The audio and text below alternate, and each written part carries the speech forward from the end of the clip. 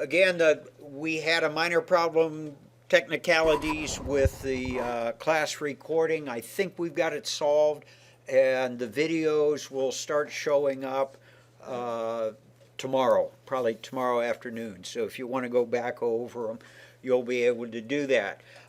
Today we're going to take the results of the survey and we're going to do a boot camp on what people felt they needed reviewed on.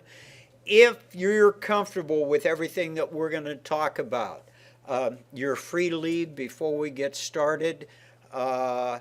Make sure you come and sign in next Tuesday and Thursday, and next Tuesday. Next Thursday we'll actually start Chapter 9, and we'll take a look at that as we go through it. This is the rankings from the surveys, and I did your class, and I also did my online class, and surprisingly, they were pretty much the same. Modules and functions came in at 75%, so we'll be doing that. Dictionary capabilities were at 54, pickling at 55, files at 63, and data types at 49. So with that in mind, this is how we're going to approach all that. Today we're going to take a look at data types and files. And for those of you who have not done PyCharm, we'll do just a real quick, this is how we start up PyCharm so you're comfortable with that. And if those of you who didn't have me that want to talk about downloading it, stay after class for about 3 minutes and I'll give you a quick heads up on that and give you some assistance if you need it. Then on Tuesday, we're going to take a look at dictionaries and pickling. They kind of go together, and they're very good tools within Python. And then next Thursday, a week from today, we're going to start with functions, and that will lead us into Chapter 9, which is modules. And Python is delivered with the standard library. That standard library contains, I don't know, a couple of hundred different types of modules that we can use in the program. And there are little code snippets that we can call from any program, any script that we write in Python.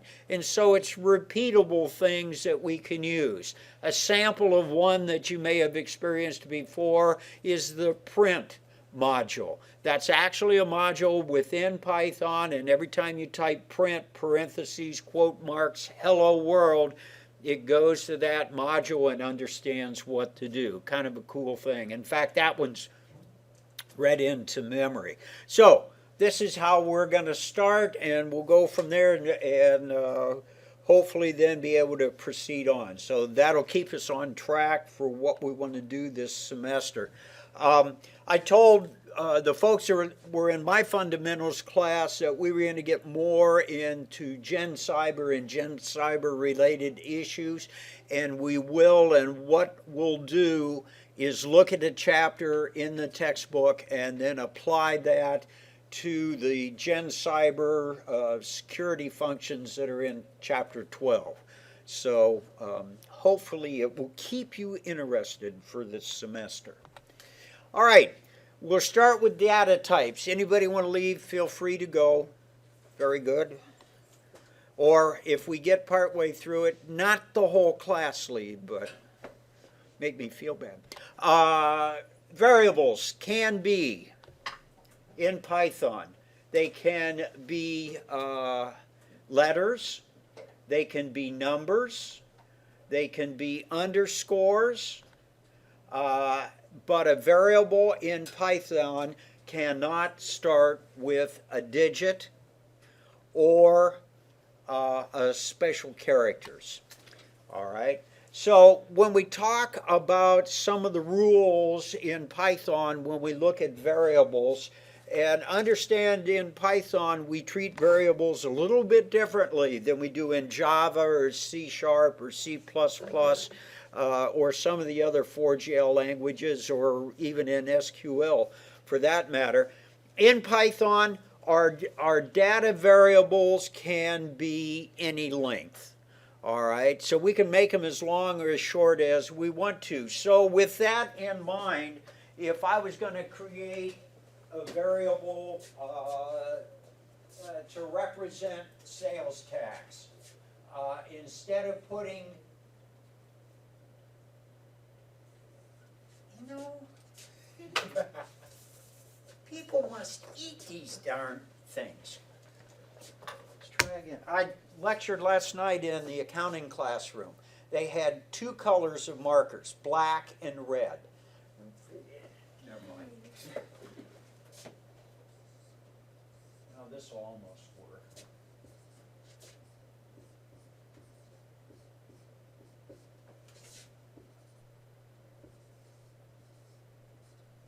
Let's hope not, but, and sales tax, sales underbar tax, makes a whole lot more sense than ST. That could be almost anything, all right? So within Python, with the computer systems that we're working on here, and I'm sure yours are more powerful at home, go ahead and spell out what that variable is. It makes it a whole lot easier. I go crazy sometimes when I look out on the internet for different ideas and things that we can do in class to show you different applications of Python. And they'll go through and all their variables will be one character. You start to get lost when you go through it. So your variable can be any length and use it to spell out. It needs to make sense. So sales tax, if we look at that variable, we know exactly what sales tax is. We can figure it out. Another one, and I was, can't remember the program I was looking at. It was actually, yes I do. Actually, it was the different scanning programs we can look at to read your ID cards. And one of the programs I looked at that was in Python used FO for file open. Okay, I was in the Air Force for 27 years. FO means something totally different than file open. If you don't know, see somebody after class that's laughing. They'll tell you, all right? So it's got to make sense, all right? Why not just use file open and never mind. All right, we can also use camel case. Whoops. Camel case, that is a very appropriate usage. And usually, my rule of thumb, I'll use camel case when I'm going to run the letters together. So as an example, my expenses. All right, so camel case means we capitalize the first letter of each word. Now, in Python, the Python community, I mean, for crying out loud, we were named after Monty Python's Flying Circus. So Python community is a little weird. Now they watch a lot of IT Office, but that's a different story.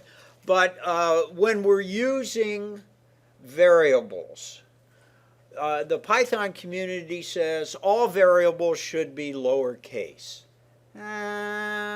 Okay, I can get along with that sometimes, but if they can be if they want them all lowercase, why do we say? But it's okay to use camel case. All right, so use your judgment. But generally speaking, variables in Python are written in lowercase.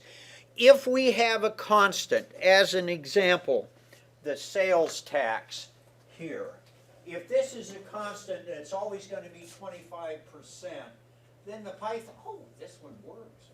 The Python community says sales tax should be all caps.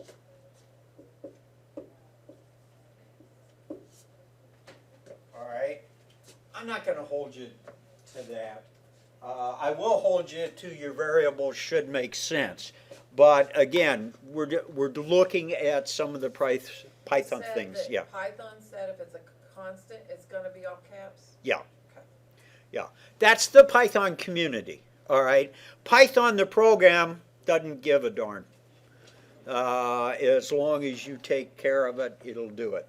And so those are some of the things that we want to look at when we talk about variable creation, which leads us into what was one of our most demanded topics, and that is data types. And so we'll look at the different data types that we have in Python, but what makes Python really unique among all of the 4GL languages, in my impression, is that Python, our data types are self-defining. That means that I don't, like I do in C#, I don't have to state that a variable is going to contain a numeric value, or that a variable is going to contain string characters, alpha characters. All right, so in Python they are self-defining. So in that case, if I look at my sales tax option here, immediately Python says, oh, okay, sales tax is a float because it's a decimal. We'll cover that in a couple of minutes. And it's also a numeric. All right, so it's a numeric float. And having done, I don't know, many years as a C# programmer, that was kind of hard to get used to. What do you mean? I can just tell it what to do and it'll do it. How refreshing. All right, so Python is self-defining when we talk about our variables. We're going to look at, there are a variety of different variables, but what I want to look at are the common types that you're most likely to encounter in our class or when you go out and use this with Ken. And probably the most common is a string variable. And a string variable in Python is generally defined as a contiguous set of characters, you know, like A to Z, or now is the time for all, fill in the rest of the blanks. And that string is identified by being set off in quotation marks. Now, we talked a little bit on Tuesday about quotation marks, but within Python, it is totally acceptable to designate a string by using single quote marks or double quote marks. If you use double quote marks and your text contains apostrophes, then you don't have to do anything special. You can just type it in and go. So if you use double quote marks to define a string, that's a little better option than using single quote marks. If you use single quote marks, you have to add additional coding that potentially could go wrong to indicate any apostrophes you might use in that text. So, and you're more than welcome to do either option as long as you get it right. That'll work well. Let's see, a couple of things that we can talk about when we talk about our string variables. And again, a string is going to be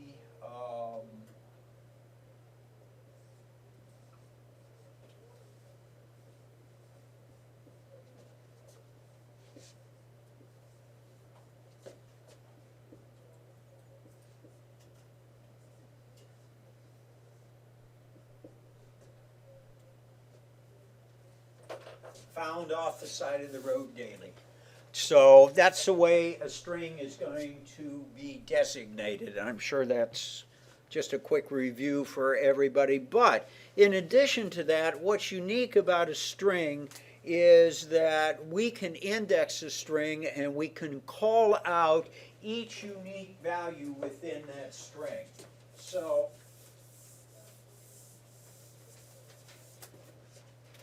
if our string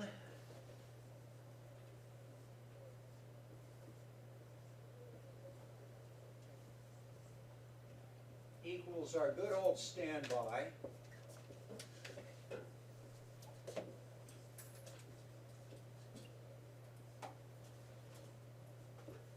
we can index each letter in our string, and we can call that letter out and print it out or modify it if we need to.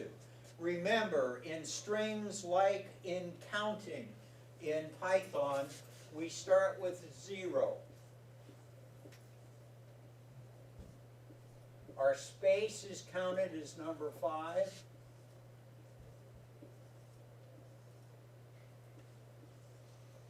So if I want to refer to the W,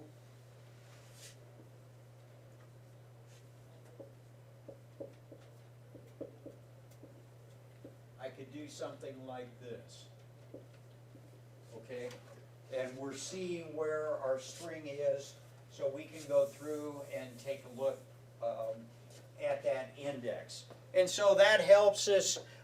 You can design a really complicated program if you want to that would go in and substitute based on index values of a string, but you need to have a way to keep track of all that. So while it's something that we can do, I don't recommend it. There are better options that we can do that. A couple of other things about strings that are interesting. If we can put numeric values in strings, we have to be careful in putting control characters in strings because they may mean something in Python. And as an example, if I put in a control N or a backslash N escape sequence or a backslash T or a backslash R, those all mean something in Python, even when they're included within the quotation marks. So you have to remember that, and if you get odd responses on the code that you're writing, that may be one of the reasons that you're seeing that odd response. Let me see what else. Sequence, yep, okay. So the next one we want to look at is integer float. And we talked about, that's odd.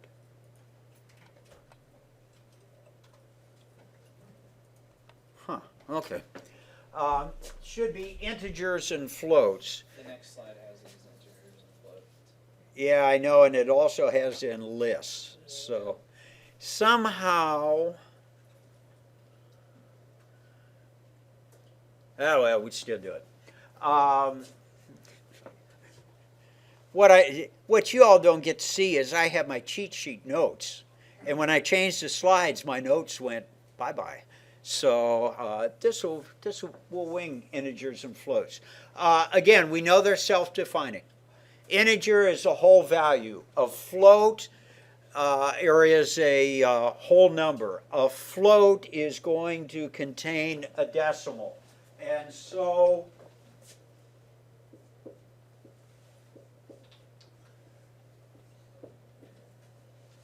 if I say tax equals 1.2, then tax immediately becomes a float, and I can work with it.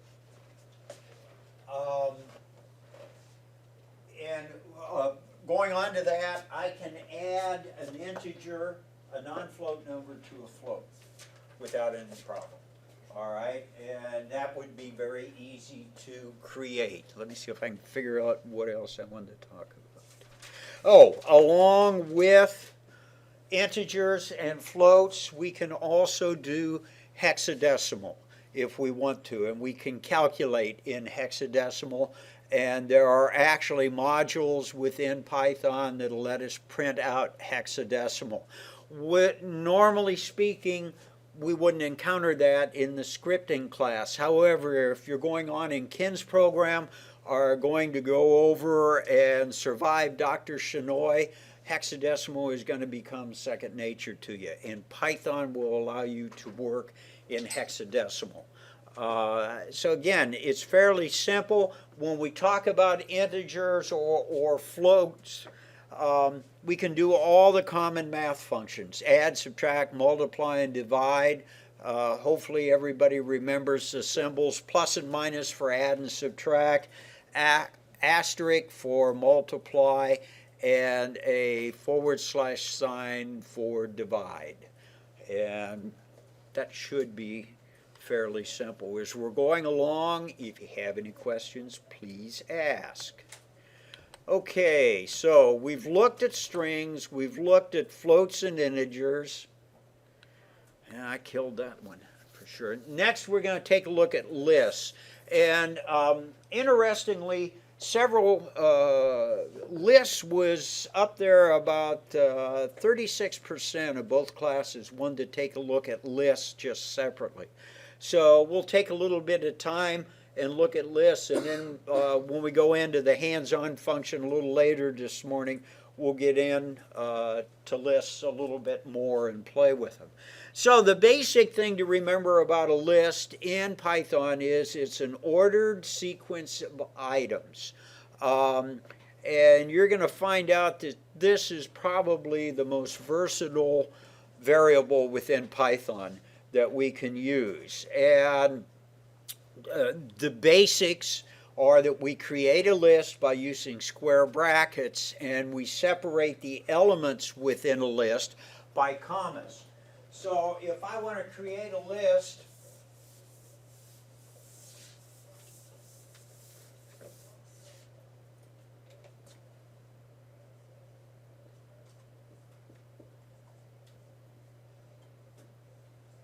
I use my square bracket, and that creates a blank list like that. All right, and then the program could fill that in. If I want to create a list and populate it at the same time, because Python allows us to define as we create, my list items will be included inside square brackets, and the alphanumeric values will be included within quote marks. I can also put numeric values in my list and not do anything different.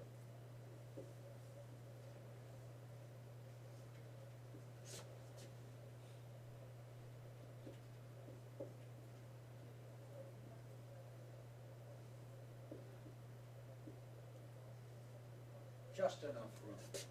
Now the unique thing is that in my list, if I call 1, if I call element 0, which is the character string for 1, I'll treat that as a character string. If I call the numeric value 1 out of the list, I can treat that as an integer. So that's why we say within Python we have some, it's really one of the most versatile tools that we can use as we're working with Python. Again, to use the proper language, each element within a list, or each item within a list is called an element, and like a string, lists are indexed. So we would do 0, 1, 2, 3, 4, 5. All right, and we can call that list element if we need to. Yes, sir. And that's not required to be in parentheses or anything like that. The list is not at all. Yeah, that's how we define it. Okay, cool. Yeah, we have to use the square brackets to define the list. The tuples, what is the difference between the list and the tuples? I know they're faster, I know the tuple you can't change it, but does it treat the integer as an integer?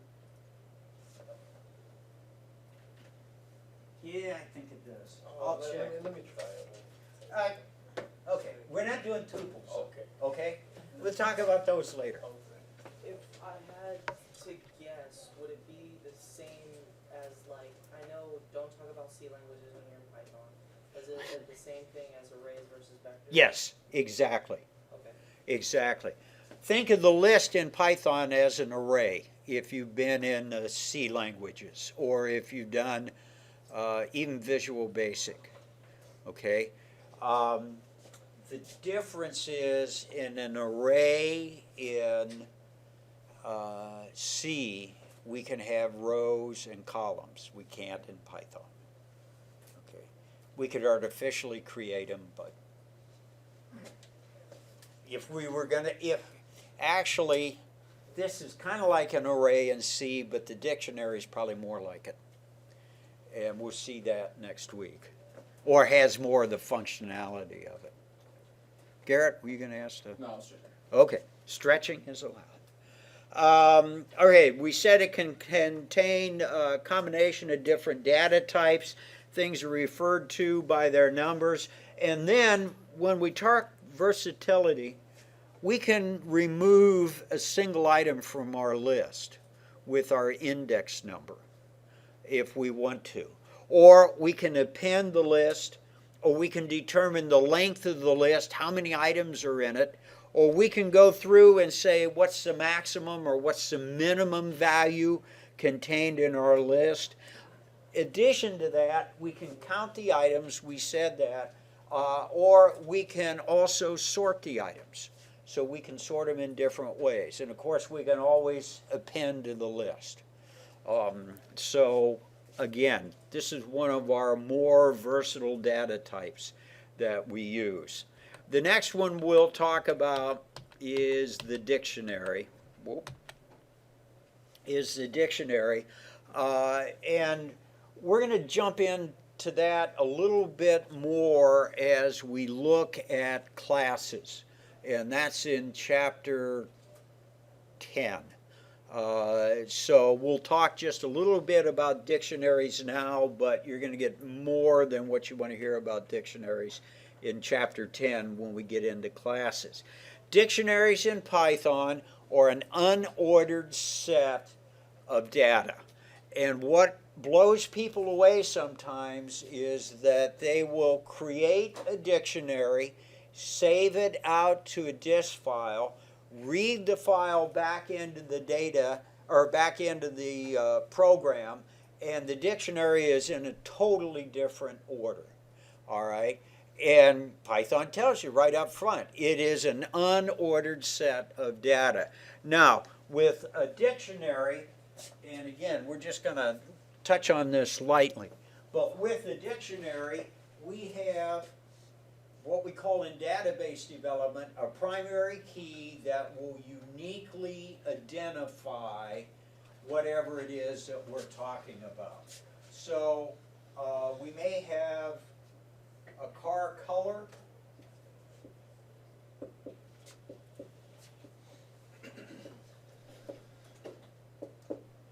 All right, and so a color for a specific car would be defined as red, and that's kind of like how we define it. Again, we're going to get further into that.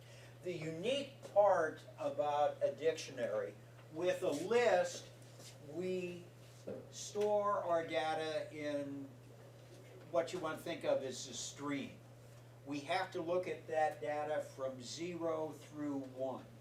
With a dictionary, we can look for, as an example, color as a key, and then bring up color for anything that, whatever the object is that we are storing. Like lists, I can create a nested list, and it gets complicated to work with. In a dictionary, I can create a nested dictionary, and that means a dictionary within a dictionary. So the best example I could give you of that is I could create a dictionary called Scripting Students. Within that dictionary, I could create a nested dictionary that would identify each of you. And then within your dictionary, I could create a nested dictionary that represented each of the grades that you got in the class. Trying to do that with a list would drive you nuts. It's just almost impossible to think about. But again, when we get into creating classes, that's where a dictionary really comes into play. And what you're going to see is that dictionary is very, very valuable to us, but it reaches a limitation within Python when we start to talk about classes. And then we'll see, you have to come to that series of lectures to find out the magic behind that and what we can do for it.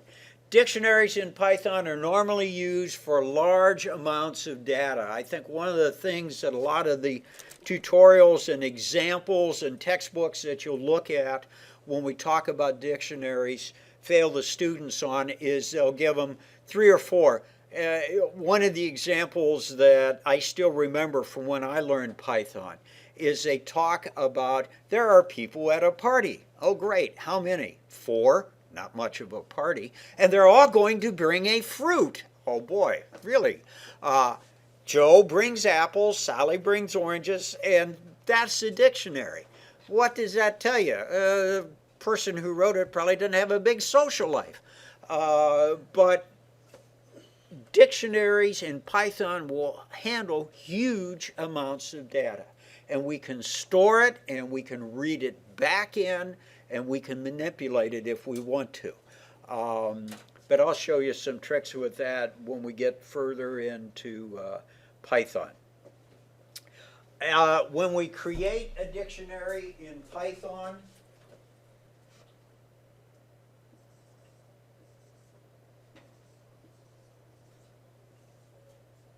we use a brace.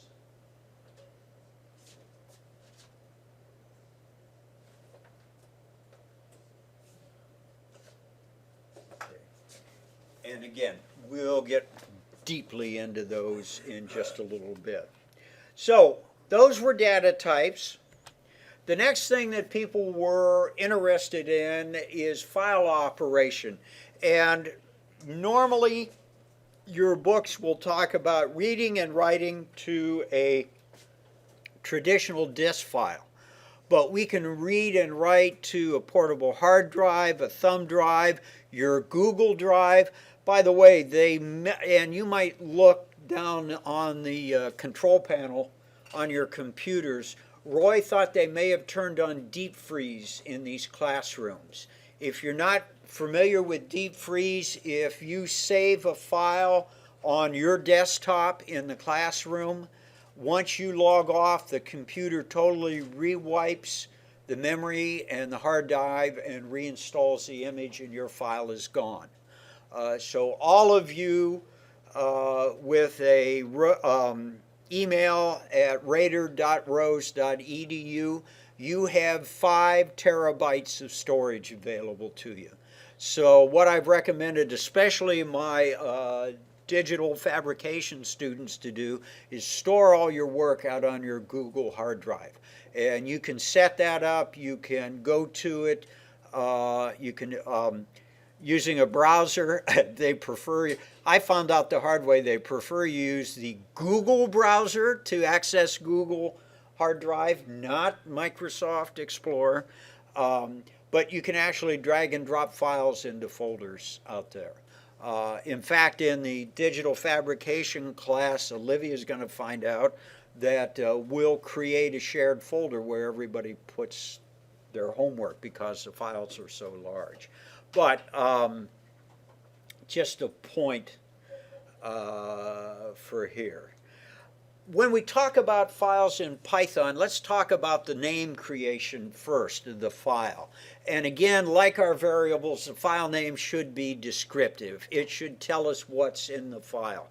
If I'm going to build a grade book for scripting students, then I want to store that grade book as Tuesday, Thursday scripting students, or some kind of identifier that I want to use. One of the things that we kind of take for granted with Microsoft, Microsoft always uses, or almost always uses, a 3-character extension. DOC, XLS, what do they use? MDB, TXT for text. And in Python, there are times when we do it a little bit differently. As an example, when we talk about pickling, the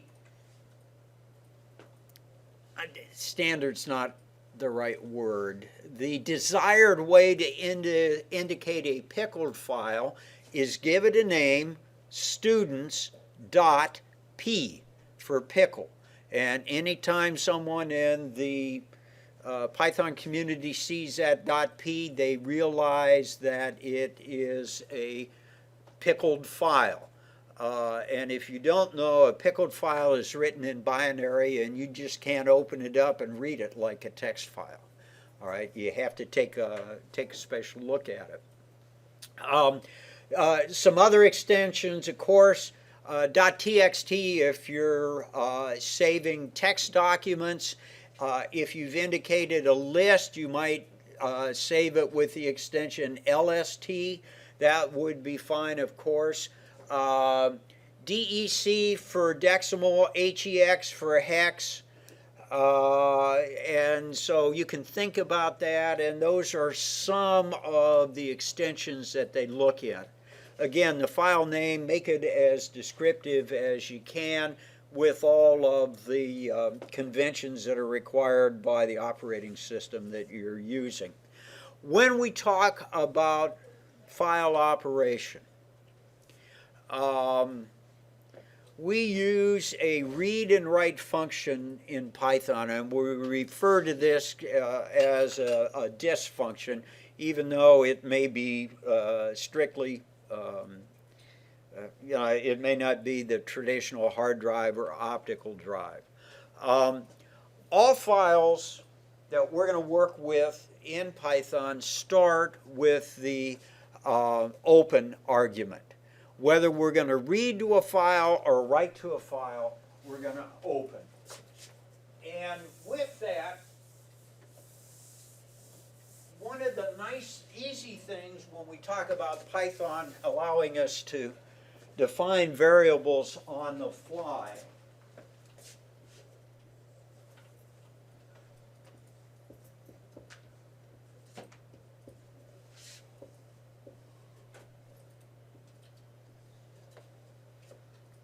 once I define the file that I'm going to have open, I can then refer to it in my text as open file.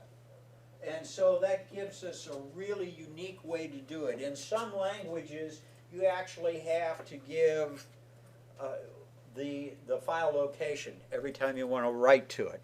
And that's not any fun at all. So we use an open argument to write for the file. And then what we want to do is give our file name. So we use double quote marks, single quote marks will work too. And when we give the file name, we also want to give the directory location that we're using. So if I just want to write to the C drive,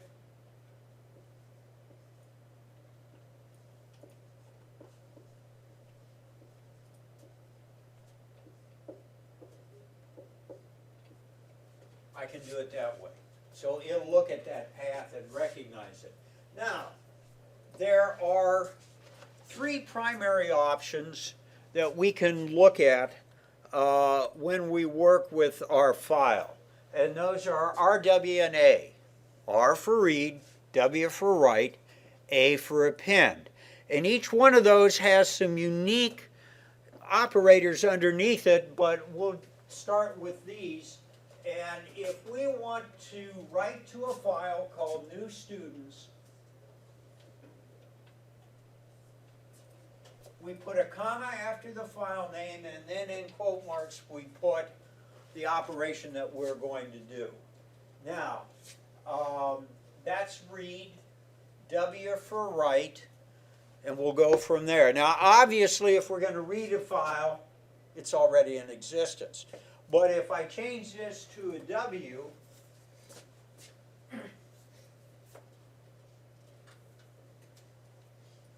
to write, or an A to append, Python will create the file for us. This is a love-hate relationship, because if I've already got a new student's file in my directory and I put a W in, guess what's going to happen to the data that was in there? Poof. Yeah, it's gone. All right. So we need to be careful. as we do that. The append function will add information at the end of the file, generally speaking. The read function will generally start at the beginning of the file, and it'll read that file as a stream. It'll take the data, whatever way you set it up to read, and it'll go from there. Tell me. Do we have to can we only use one, or can we use like write and read, or write and append? Good question. That's what I'm going to cover next. All right. So, my write function, I can also have write B, which is write binary. So when we're working with our pickle file or our dictionary files, we're always going to write binary, or we'll use pickle when we do that. I can also have W plus, which means I could read or write or append if I wanted to. I can have A for append, binary, or believe it or not, A plus, which lets you do everything. And of course I can do R, R plus, and RB, and AB, and A.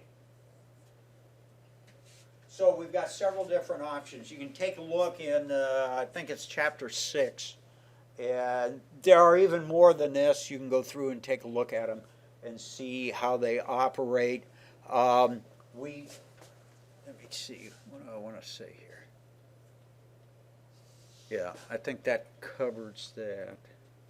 Any questions on that? Primarily what you'll do, normally what you'll do is you're going to, the best way if the file is open is do a, either an R plus or a W plus as you're going through to get a feel for what you need to do.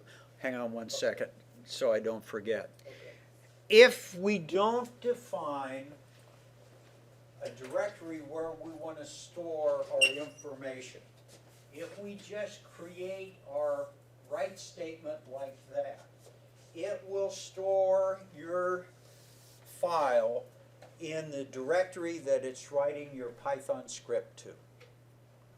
So if I created a file called, or a Python project in PyCharm called class 4, and I create a file called quiz grades in there, and I want to write those quiz grades out to a directory, it will write it to that class 4 project directory. Now, those of you who haven't used PyCharm yet, I'll show you. We'll see how that works here in just a couple of minutes. Oh, we still have time. Any questions about files or anything I didn't get right? Help me. Just can you repeat? I just forgot when you put the W, it will, or something will happen. Then it will remove the data in the file.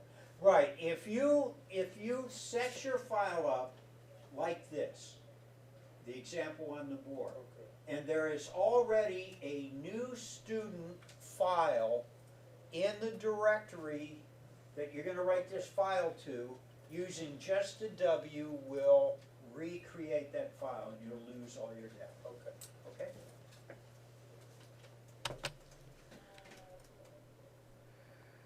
Okay, got that. All right, hands-on. Go ahead and for those of you who know PyCharm, go ahead and open it up. You will notice that we have gone to a different edition. We're off of the community edition. For those of you new to PyCharm, what you want to look for is something called JetBrains in your program file, and underneath that you'll find the new edition of PyCharm that we're using.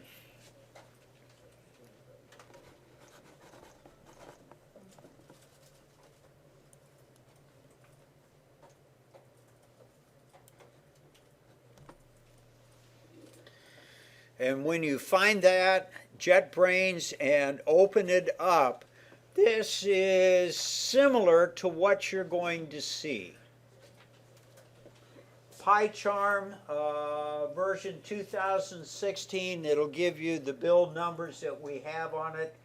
You may not see anything on the right-hand side, or left-hand side, your left, because you haven't created anything with the program here in this classroom. And your options will be create a new program or a new project, open, and check out the version control number. So everybody found it, have the software started. All right, if you're new to it, create a new project. It'll give you a default location where you want to store that project. And again, if you have a thumb drive or you want to try and get it out to a Google Drive or the desktop or whatever, you can fill that location in. You have 3 dots for the browse button. And what you should see is, under interpreter, is Python 3.5 dot something. And it depends on the build that they put on the image for this classroom as to what it would be. If the interpreter is blank, click the drop down arrow and it should list the interpreters that are available on the machine, and check the one that's 3.5 dot whatever.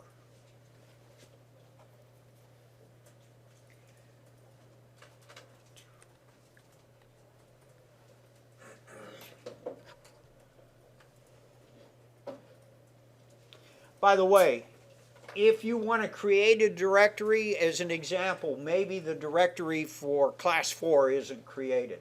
I could actually type class 4 in here and PyCharm would create that directory for me on the fly. So it's kind of a nice function to have with PyCharm.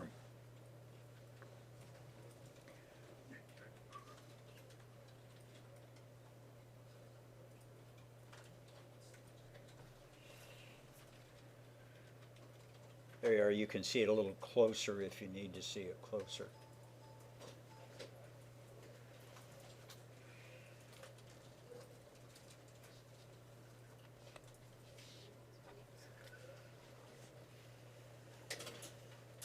One of the community standards, if you will, when you're working in Python is that you create a folder somewhere called py for Python, and then within that folder, that's where you store all your Python projects and scripts. Do whatever you want to do, all right? Make it work for you.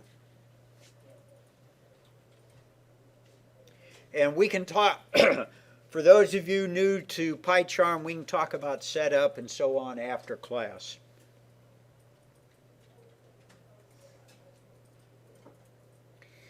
And so once you have the file created and the interpreter set up correct, you should see the programming screen.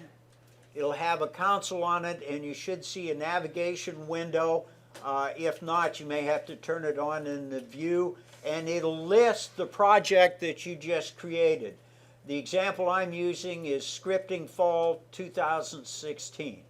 And so if I right-clicked on the drop-down arrow, it would show me all of the different scripts I have under that, or within that project. But since we're starting off new, what I want to do is right-click on that project name. This flyout menu will come up. We want to select New, and then from New, we want to select the Python file. Notice by default, we can use this to create just a plain old text file. At this point, we can still create a new directory. We can create a Python package, which, if we have time, when we do our keylogger, I'll show you how to do that. And that's where you can create a deployable application that If you were doing key logging, you'd want to sneak onto somebody's machine. We'll talk about that later. Obviously, Python, we can do HTML by default. Once you do that, you're going to be asked for a name. Again, the kind should default to Python file, and name it anything you want to name it as long as it's descriptive. In this case, I made mine Hello World. So you right-click on project files. Yes, ma'am. It says the top thing is select next view. Okay, let's go back.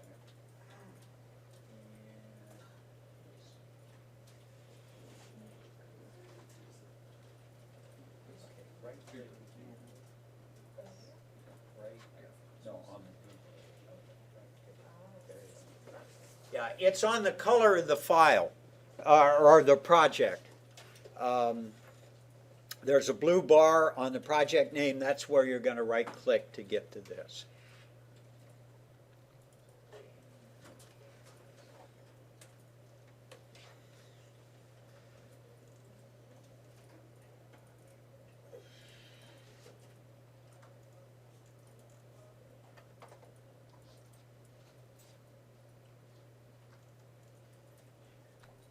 And so once you've done that, then you can write your first script. You'll have a console over on the right-hand side, your navigation on the left-hand side, and down at the bottom you have the actual Python display console when we run our scripts. Now, here you should see a tab if you've gone ahead and set up to create your first script.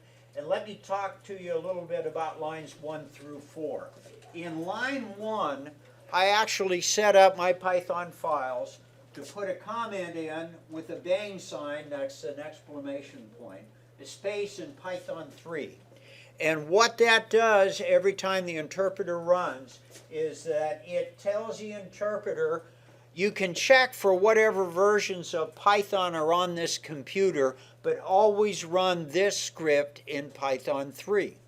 If you don't include number 1 and you run the script on a program that, let's say, contains Python 2.7.2, it may try and run it in 2.7 first before it would find Python 3, depending on what your system path says. And so this is just a way to make sure that it's using the current version of Python. Notice it just says 3, it doesn't say 3.5.6 or anything like that. We're just looking at the major version release. Number 2 automatically puts in my name. All right, I've asked you all when you turn your scripts in to make sure you have your name at the top. If you set up PyCharm to do that for you, when you're creating your files, it'll save you time. And then line 3 is a reference for me. I know any script with that I created during fall semester 2016. And then line 4 is another thing I put in. It gives me an automatic variable of double underbar date, double underbar, and equals, and this is automatically filled in by the machine. And once it's filled in, it'll take the date of the computer or the network you're on. It won't change. So if I need a reference for when I created the file, I can see it. If I need to reference the date within the script I'm creating, I can also see it. Lines 5, 6, and 7 are just good programming techniques. You should write a description of what your file does at the very top of the file before you start working. We'll see when we get into some of the more sophisticated things in Python that we're able to pull those descriptions out and read them without opening the file up. So it's a good habit to get into. Can you show us how to do the, where you make the stuff automatically print up there? Yeah. Real fast? Yeah. Well, not real fast. I'll have to bring Python up, but yes, I will. All right, and then For those of you new, you just start typing your code over here. It has IntelliSense, so it will predict what it thinks you want to type in. It will also give you red squiggly lines to tell you, whoops, you made a mistake, or at least I think you made a mistake. It also has a limited spell check, so if you spell a word wrong as a variable, it'll underline that for you too, or gray it out, or give you an idea that you made a problem. So give me a second and I'll get Python started up on the console and I'll show you how to make those changes.